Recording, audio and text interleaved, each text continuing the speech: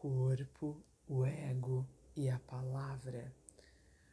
Qual a conotação do corpo, tanto na polis, que a polis é o corpo político, a representação política dos nossos corpos em movimento, dentro da nossa própria potência de existir, que a nossa potência de existir é uma potência que pode ser tanto quitônica, vinda do processo natural, ou pode ser um processo muito mais matemático, pode ser um processo muito mais calculado, um processo muito mais cirúrgico, um processo muito mais metrificado, como, por exemplo, o corpo apolíneo, que é o corpo mais perfeito, que é um corpo que vai contra, por exemplo, por medo ou por algum tipo de ressalva, ou por algum tipo de sintoma, ou por uma busca do perfeito, do belo, do divino,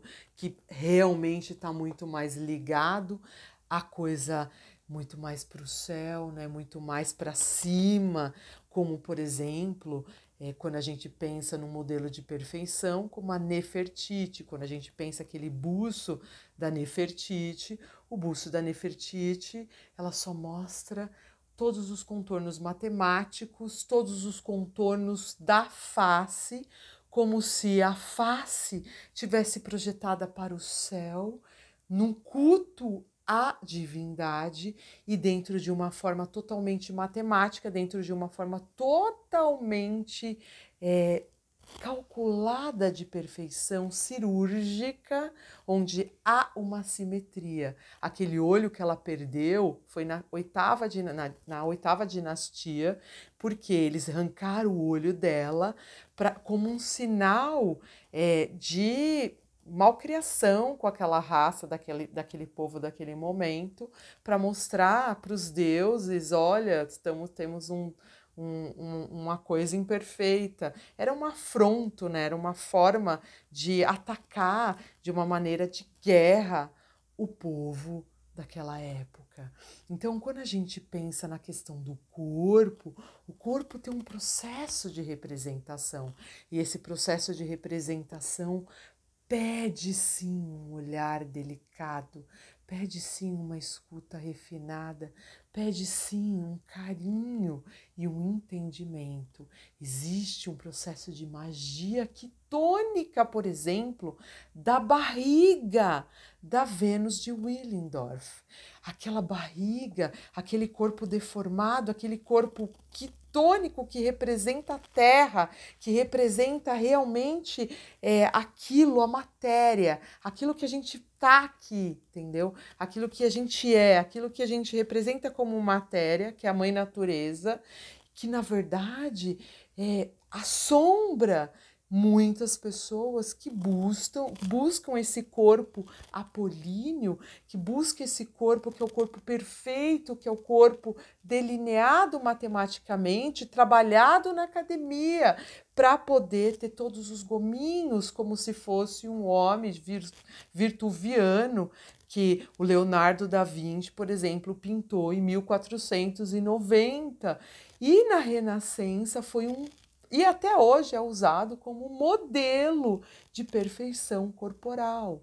Então, não é de agora que a gente busca o corpo perfeito, não é de agora que o homem está sempre brigando com a questão da aparência.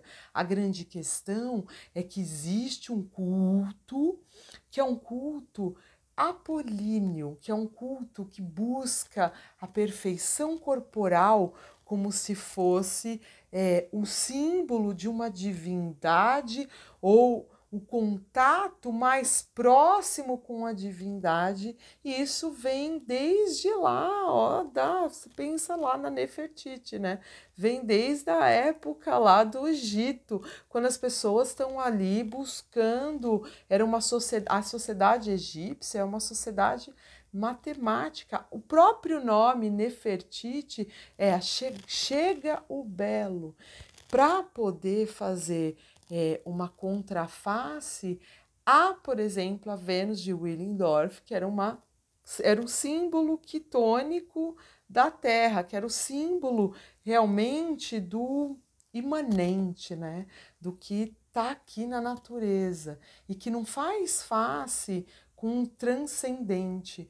Para mim, a grande questão aqui, por exemplo, da busca apolínea tem muito mais, está muito mais ligada a um processo transcendental, que é uma busca através do corpo, de trabalhar esse corpo e dessas projeções como algo que ultrapassou já aquela questão estética, né? E que às vezes ficam nesse processo aqui kierkegaardiano de realmente estar tentando equilibrar eticamente o que esse corpo representa como corpo, o que representa como alma, e aí você pode pensar na questão da dualidade corpo e alma, mas ao mesmo tempo o processo estético pode realmente ser estético no sentido de que às vezes o corpo da Polis está totalmente numa superfície realmente bem rasa,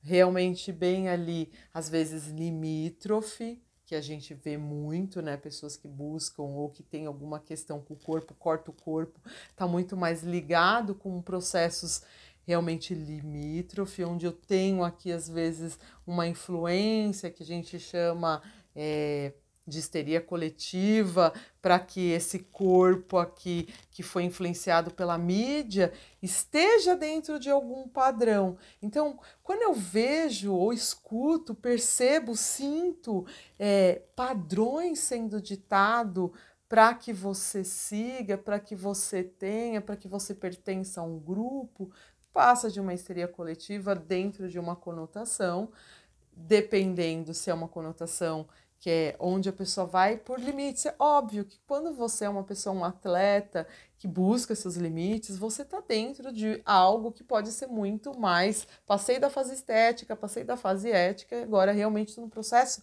quase que religioso com o meu corpo no processo de exercício, um processo atlético.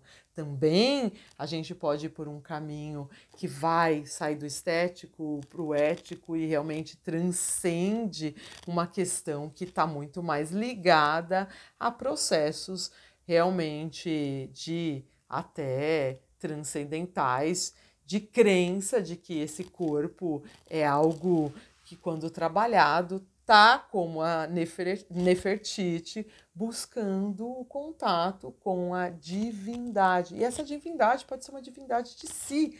Quando você tem, por exemplo, um desafio de você projetar esse corpo, trabalhar esse corpo para que esse corpo de alguma maneira te traga algum tipo de resultados de satisfação ou mesmo de manutenção de um narcisismo que pode ser patológico ou melhora esse narcisismo que às vezes está totalmente realmente voltado para uma questão de uma baixa autoestima, onde afeta a imagem corporal, os processos mentais de autossustentação do seu psiquismo quanto pessoa, também é importante a gente considerar esses pontos além de só pensar na questão estética e na futilidade do corpo, de trabalhar o corpo, de ter o corpo bonito, como algumas pessoas acabam falando, que eu acho isso de uma maneira totalmente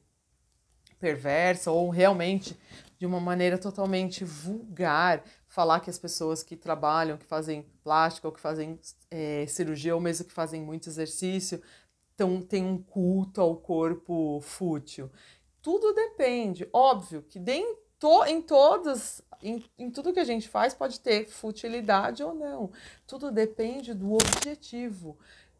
Um atleta, ele tem um objetivo X. E falar aqui do lado de fora que esse atleta é fútil, falar que essa pessoa que só quer fazer cirurgia para ficar bonita é fútil, você não sabe o que tem por trás da história dessa pessoa. Você não sabe o que ela está buscando. Você não sabe qual desses níveis ela está. Ela pode estar dentro de um processo que realmente é um processo ali de transcender alguma questão, já passou para a questão estética porque o corpo está bonito, já passou ali por processos de dieta, que a gente coloca isso como ético, entendendo que às vezes você tem que trabalhar com questões éticas, porque às vezes você faz sacrifícios terríveis alimentares para manter uma forma. Então, aqui, o processo ético tem que ser muito bem elaborado. Mas vamos supor que essas duas fases, a estética, esse processo ético está sendo bem elaborado e eu estou aqui agora num processo de transcender tanto essas questões estéticas e éticas, mas eu estou cultuando agora esse corpo como se fosse um processo transcendental, religioso de si, porque ali existe um processo filosófico interno de buscas e significações, inclusive mentais. Então aqui tem um detalhe, tem um olhar que tem que estar muito mais refinado, que não está só ligado à questão deste corpo como processo de representação para o outro, ou para o meio, ou para a polis. Às vezes esse corpo aqui é um corpo que precisa desses processos de significação. E ele viaja em todas essas manifestações para chegar numa equação X, como realmente a beleza egípcia buscava, né? E ela colocava como questões matemáticas, o corpo andrógeno, o corpo matemático, o corpo simétrico, que vai contra, ou num processo tanto de o medo do quitônico, o medo do corpo da Vênus de Willendorf, que era um corpo que parecia um ovo estalado, que tinha um corpo mais rechonchudo, o corpo que tem a barriga, que a gente chama que é a barriga mágica de Willendorf. Essa barriga mágica de Willendorf, ela também trazia para o olhar um medo, e não é só um medo como o medo do feio, o medo do que aquilo representa, era o medo de realmente, do desejo nascer de algo que é completamente imanente, que é completamente da terra, que é o corpo que se projetou de uma maneira que não foi calculado matematicamente, que não está dentro daqueles padrões, que é o padrão realmente do homem virtuviano.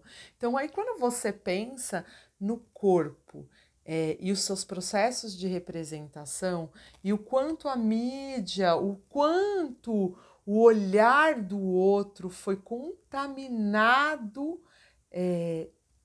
por essa palavra que atravessa, né? Quando eu coloco aqui o corpo, o ego e a palavra, é justamente isso, né? A gente passa por processos de neuroidentificação desde a nossa tenridade, quando a gente nasce, a gente já é um corpo que se projeta e que já sofre a ação dos surfactantes que vão dilatar e produzir um choro. Já a palavra, já saiu um som que não é nenhuma palavra, mas é um som, um balbuciar. E o bebê chora e logo ele recebe um peito ou um mamá e uma palavra, bebezinho. Existe um processo de maternagem. Essa maternagem que invade aqui esse corpo vem com uma representação e vem com uma palavra. Essa palavra que invade esse bebezinho, esse serzinho que está em desenvolvimento, vai ser a palavra, ou vão ser as palavras que vão estar num processo de neuroidentificação desse id, que seria o princípio do prazer, que a gente fala que as delícias do id, enquanto o bebezinho está usufruindo dessas delícias do id, a palavra invade. E a palavra vai invadindo esse id, a palavra vai invadindo esse id, no momento que está no princípio do prazer. Essa palavra vai invadindo o jardim das delícias, a palavra vai invadindo o jardim das delícias. E essa palavra que invade faz nascer deste id, desse princípio do prazer, o ego. O ego é o princípio da realidade.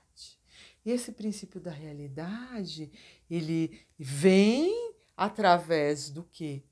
Das delícias do id. E essas delícias vão sendo, na verdade, ali chamadas, né, para uma realidade através da palavra. E isso tudo vai acontecendo em processos de maternagem.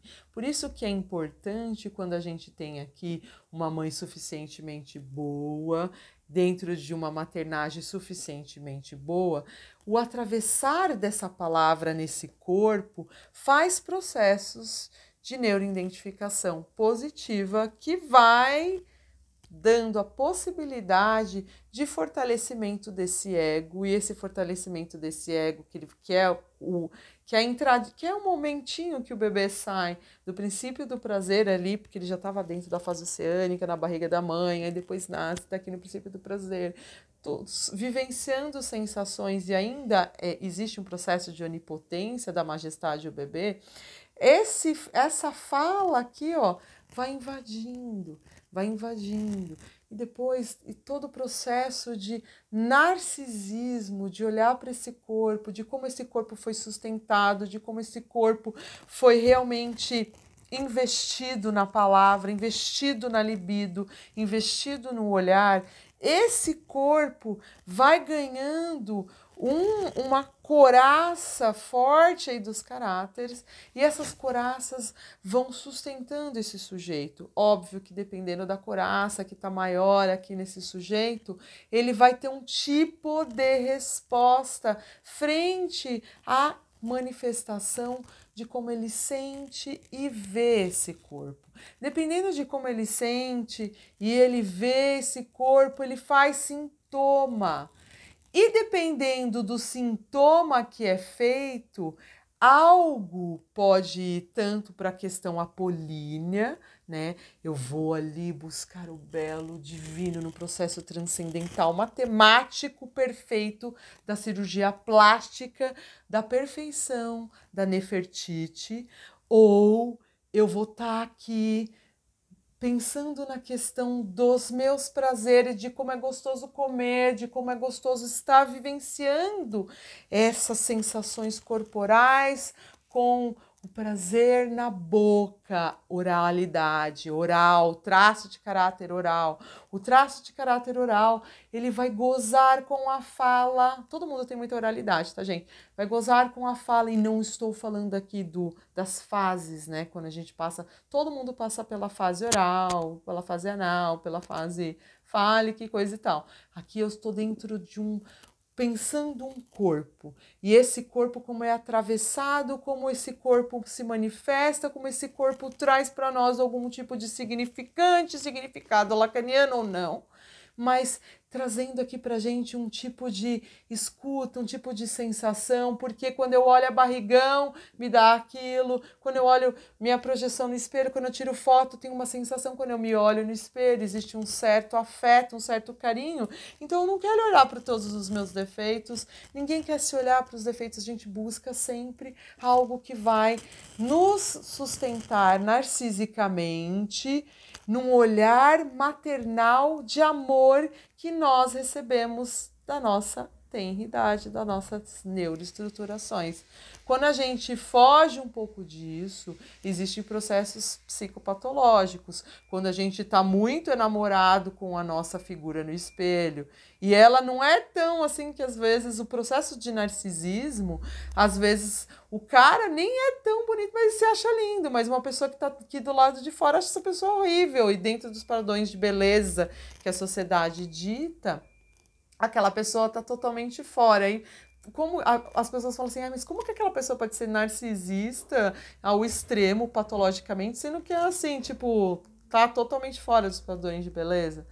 E, ao mesmo tempo, eu até penso na questão de quando está totalmente fora dos padrões de beleza e a pessoa se ama e se está dentro de um processo narcisista, eu acho isso incrível, porque é um tipo de alucinação da imagem que foi ser namorada. Isso tem a ver, sim, com o investimento que o sujeito recebeu e se neurosustentou. Então é muito bom que nós amemos nossos bebês num processo de maternagem positiva e que busquemos aí instituições quando a gente precisa deixar nossos bebezinhos para cuidar, gente que tem um olhar, que tem uma escuta analítica quanto à questão da maternagem, porque a maternagem é o que vai sustentar esse sujeito aqui dentro de questões que depois a polis vem e massacra o sujeito quando dita, por exemplo, a cor da pele,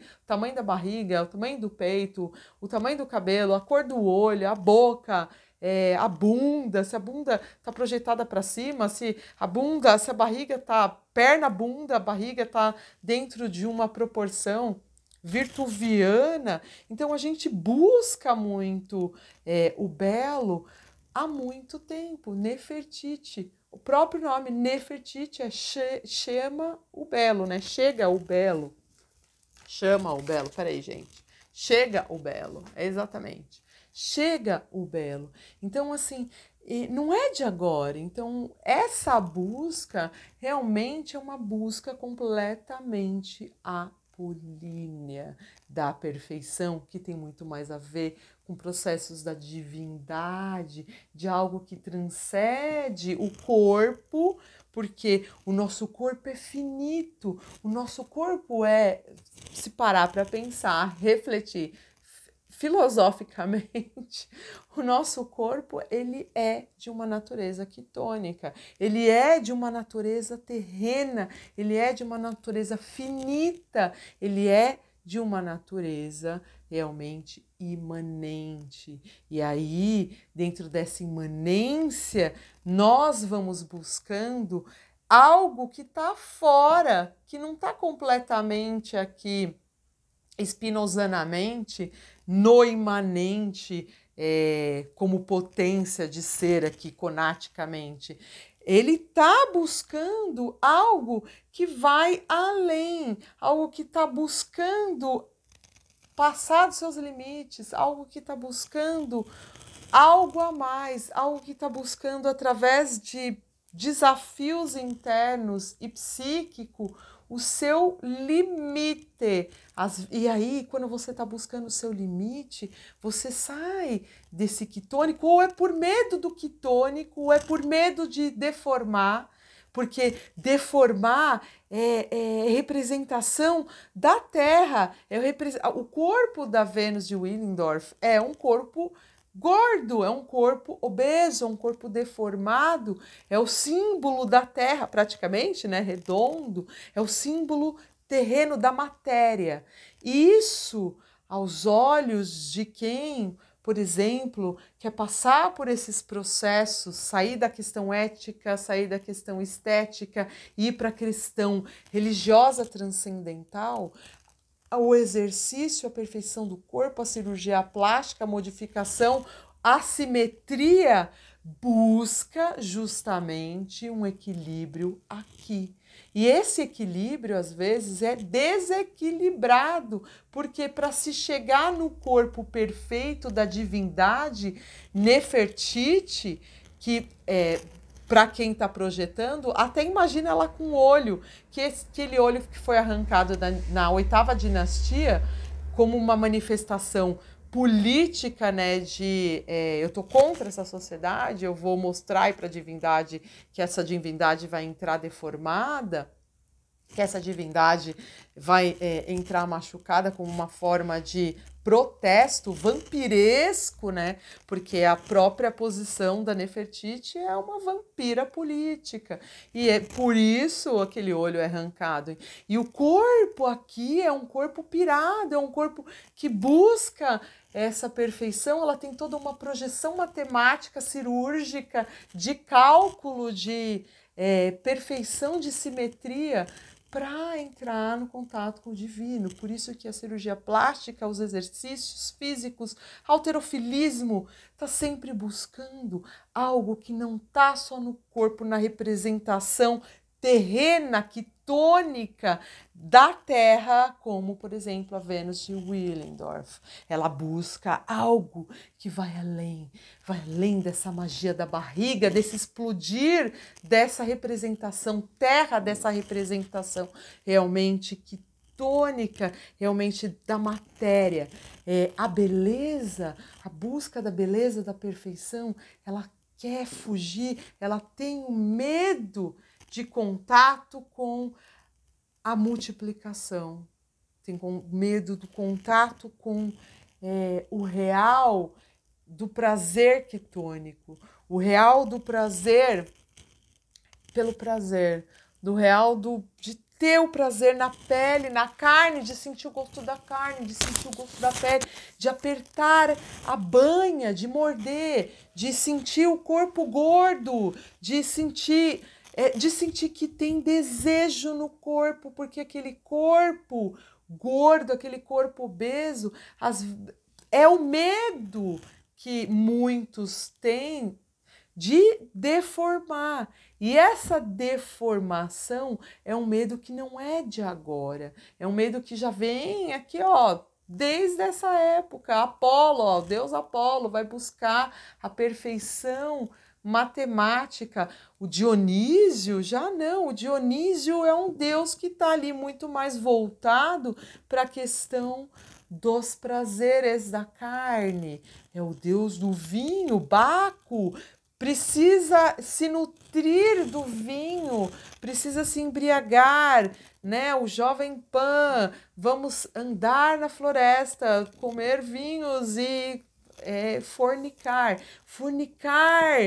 carne, tesão, prazer, meter, gozar, tá tudo dentro desse corpo, tá tudo dentro da matéria, que representa muito mais uma questão dionisíaca, que representa muito mais uma questão quitônica da carne, uma coisa que é imanente, que é completamente, se a gente refletir filosoficamente, spinozana, né? Porque eu não estou dando poder para um Deus que está fora de mim, eu estou dando um poder para um Deus que está dentro, um Deus que está aqui presente, um Deus que quer gozar, um Deus que quer participar, que quer ter corpo, que esse corpo que invade, que faz a magia, é um corpo que está muito mais ligado aos prazeres da carne, é um corpo que está muito mais ligado realmente à barriga, o barrigão da Willendorf. E que quando você para pensar na questão de tanta subtração, de tanto cálculo, de tantos cálculos matemáticos, das porções que você vai comer, das porções que você vai ditar, da quantidade de água que você vai tomar, do sacrifício que você tem que fazer para que você não coma coisas tão gostosas, apetitosas, para que você não beba o vinho, porque o vinho vai aumentar a sua glicemia e que essa glicemia vai aumentar aqui a sua insulina, e a sua insulina vai aumentar a sua grelina, e a sua grelina vai aumentar a sua fome, e aí você vai ter que lidar com a fome ou você vai ter que entrar em jejum para tentar controlar a grelina. A grelina tá alta, porque você comeu muito açúcar, porque você produziu muita insulina, e quando você produziu muita insulina, muito açúcar, você quer comer. E aí você vai ou se abster, ou você vai entrar nos prazeres da carne. E quando você entra nos prazeres da carne, a própria carne, porque nós somos carne, né? Mesmo que a gente do pó veio, para o pó voltaremos, a gente, enquanto entidade viva, enquanto conatos, enquanto força de potência, a gente precisa sobreviver. E o alimento, ele pode ter ali seus significantes e significados e representação para cada um de alguma maneira.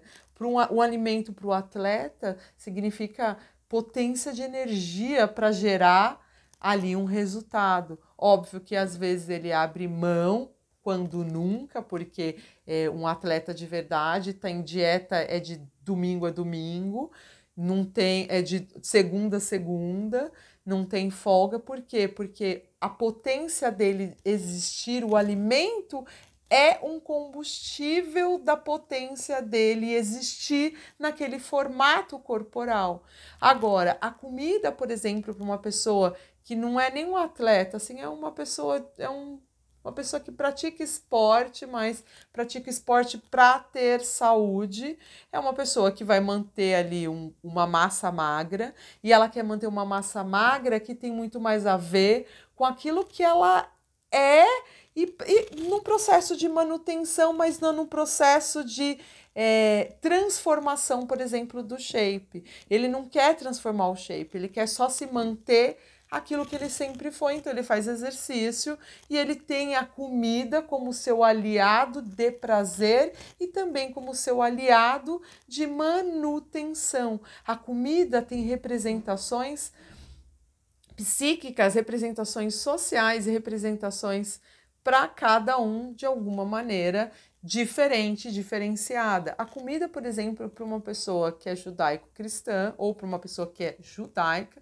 vai ter uma outra representação, vai ter comidas que não vai poder comer, que existe o processo de restrição religioso. Dependendo da sua religião, você pode ter um tipo de restrição. Então, a comida, o alimento pode ter essa representação. Você pode ter vindo de uma família que teve restrição por causa da guerra. E isso pode marcar o psiquismo, e esse psiquismo fazer um sintoma com a comida, com a falta, com a escassez, e essa falta, essa escassez pode gerar sintomas que tanto pode ir para o processo de anorexias, quanto pode ir para o processo de hiperalimentação, pode ir para o processo realmente de transtornos alimentares. Então, assim, a comida em si, para cada um tem um tipo de representação. Não adianta a gente cagar regras falando, olha, você tem que comer para viver e não viver para comer. Óbvio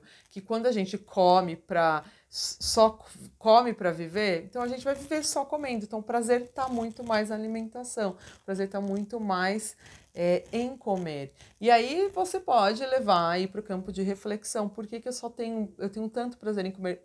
Comer é um prazer. E tem que ser um prazer. Quanto mais a gente come determinados alimentos que a gente sabe que vai fazer bem, tem que ter uma neuroassociação de que aquilo é bom.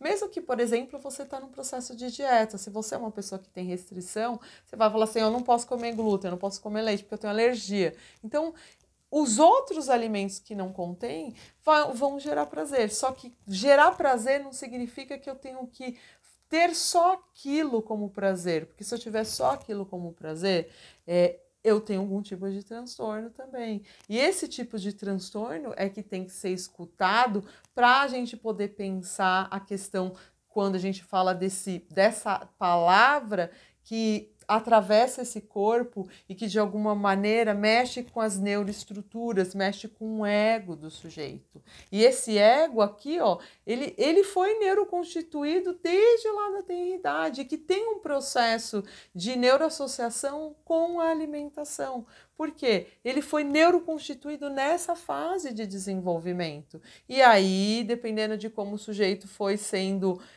neuroeducado, ele vai ter um tipo de resposta. E a gente pode pensar aqui, ó, na questão do corpo, da palavra do ego, atravessando em várias dimensões, tanto de significantes e de significado, que a palavra significa para o corpo, para o outro e para o ego. Então, quando a gente pensa nessa tríade, né, corpo, ego e palavra, a gente tem que levar em consideração que todos nós fomos atravessados pela palavra de alguma maneira, que atravessou nosso corpo, e esse corpo fez processos de neuroidentificação.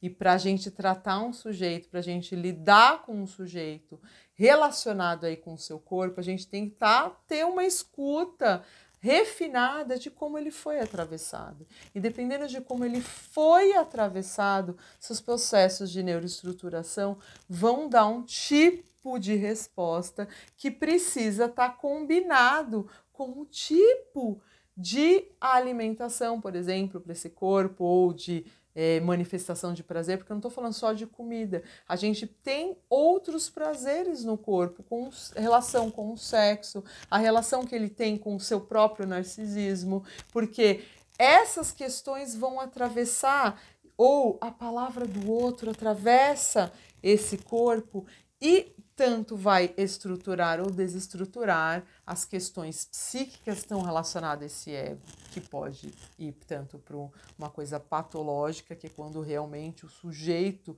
que é atravessado pela palavra do outro faz sintoma, ou não só pela palavra, pelo olhar, que é muito... O olhar é a palavra mais doída, ou o olhar é a palavra mais amorosa, mais satisfatória em relação a esse corpo. Porque, como diz Lacan, né, o desejo está no olhar do outro. E quando você, por exemplo, às vezes está numa relação onde o outro já não te olha mais, ou você percebe que ocorreu uma mutação desse olhar, ou uma diferenciação desse olhar, ou que esse olhar, que antes era um olhar nutritivo, tal qual, né, nos processos de maternagem você estava neuroidentificado, e que a gente vai aqui na nossa imago buscando, né, buscando sempre processos de representação, né, que traz essa imago para a gente dentro dos nossos afetos.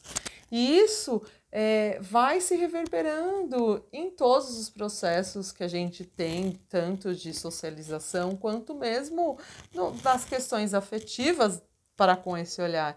E quando a gente tem aqui uma doença no olhar social, e essa doença no olhar social, ela é produzida por uma mídia, ela é produzida por meios de disseminação de que esse quitônico, né, esse corpo Willendorf, esse corpo mais gordinho, esse corpo mais rechonchudo, esse corpo que às vezes pode ser uma manifestação que não está saudável ali para o sujeito, porque quando você tem uma obesidade mórbida, o próprio nome já fala, é morbidade, né? Existe ali um processo de patologia que pode levar o sujeito a ter problema de saúde e morrer. Então, assim, aqui é um olhar que já é um olhar que realmente está tentando resgatar, um olhar que a pessoa tem que, de alguma maneira, ou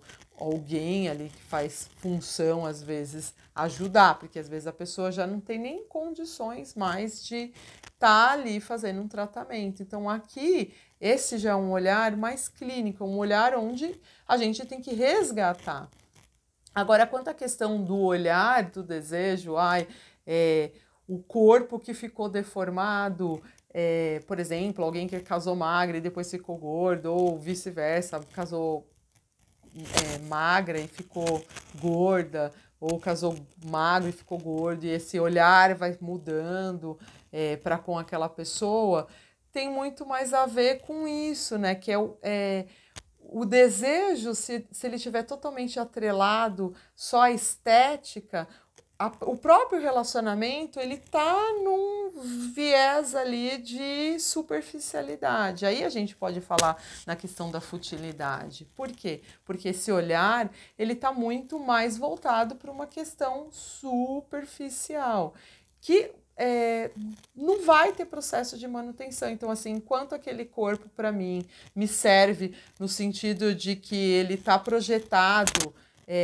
esteticamente, apolinicamente, dentro de padrões matemáticos de perfeição, esse corpo me gera desejo.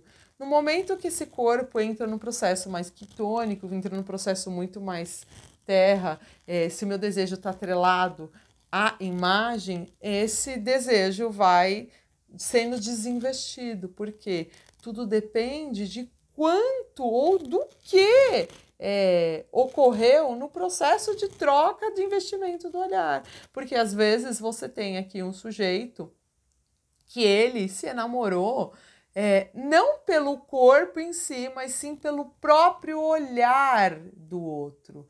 E se esse olhar é o olhar de manutenção desse desejo, o corpo ele é secundário a isso. Tanto que você vê assim, gente muito feia com pessoas extremamente belas.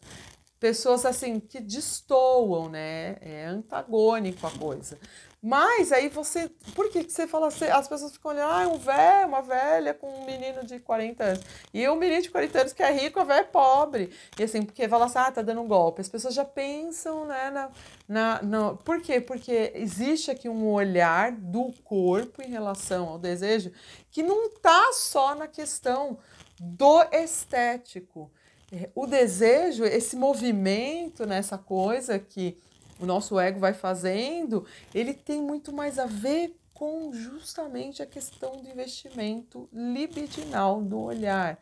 Tudo está nessa questão dessa troca do olhar. Se esse olhar foi um olhar de manutenção que acende nesse sujeito uma paixão, que acende nesse sujeito uma ereção, que acende nesse sujeito algo, o corpo fica secundário. Agora, quando a manifestação do desejo, do olhar, está muito mais atrelada a um corpo, que é o corpo que representa a manutenção de um desejo, por exemplo, sexual, e que aquele corpo, que tem gente que tem processos obsessivos. Os indivíduos são divididos, segundo Lacan, entre obsessivos e histéricos. Se você está dentro de um processo mais obsessivo, você tem muito mais chance de ser um neurótico obsessivo que vai criar ali uma questão mais apolínea. Agora, se você é um cara ou uma mulher que está muito mais atrelada a uma questão muito mais do conversivo, né? Então, a questão do olhar, quando você olha para aquela pessoa, não importa, você pode até olhar para o corpo, mas a priori o desejo se acende num processo conversivo de tanto de ereção quanto de excitação, que não está muito atrelado à questão do olhar do corpo.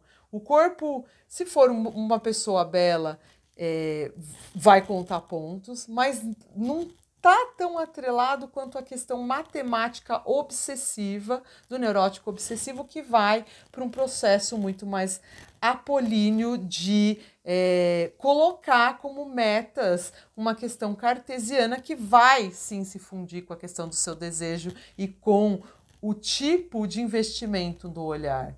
Agora, quando eu tenho aqui esse sujeito que ele vai muito mais aqui para uma coisa que está muito mais... Você vê assim, as pessoas que se apaixonam por tipo, aquela troca de olhar, deu aquele tesão, molhou, teve ereção e coisa e tal, e que foi uma coisa muito brusca e que tá muito mais atrelada, as pessoas nem viu o corpo, mas tá muito mais atrelada ao olhar da fomentação libidinal, tá muito mais dentro da questão que vai aqui para um processo mais conversivo. E isso tem muito mais a ver aqui com que a gente sabe, com processos de histeria, de conversão. E como mesmo disse Lacan, se existe esses dois processos, né? Quando a pessoa está dentro de uma neuroestruturação da neurose e essas neuroestruturações ou vão para o campo da obsessão, né, que são os neuróticos obsessivos, ou que não chega a ter toque, pode até ter ou não, entendeu? Ou para o processo mais conversivo, que é aquelas pessoas que se apaixonam só de olhar, não é a pessoa, e aquele olhar, e aquela coisa, aquela magia, aquele desejo, tem muito mais a ver com processos conversivos. E aqui, você vê o atravessar da palavra, do olhar no corpo, gera um sintoma no ego aqui, nesse eu desse sujeito, que vai fazer com que ele se apaixone, ou que ele se encante, ou com que ele faça sintoma com esse corpo que foi atravessado tanto pela palavra quanto pelo olhar e que fez processos de identificação com esse ego que tem contato com o outro, né? Que tem contato aqui com o mundo externo, que vai ecoar aqui nos seus princípios do prazer, que tem tudo a ver, olha só, lá com os processos de neuroidentificação inicial ali do seu desenvolvimento e como isso foi progredindo e como foi se estruturando e a coisa foi indo tanto para uma coisa muito mais cartesiana matemática obsessiva ou foi para uma coisa muito mais da senso percepção do olhar que fomenta no processo de transferência